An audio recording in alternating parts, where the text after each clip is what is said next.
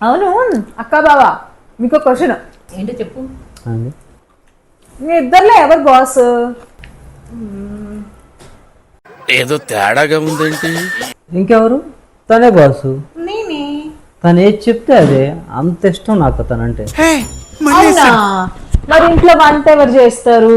నేనే. ఇల్లు క్లీనింగ్ ఎవరు చేస్తారు? నేనే. గిన్నెలు ఎవరు కడుగుతారు? నేనే. మరి బట్టలు ఎవరు ఉతుకుతారు? అది కూడా నేనే.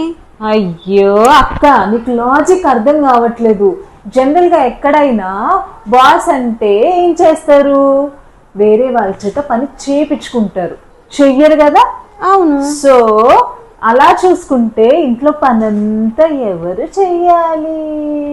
బావా. ఆ, అవును కదా గౌతమ్. మళ్ళీ ఇరికిస్తుందిరా.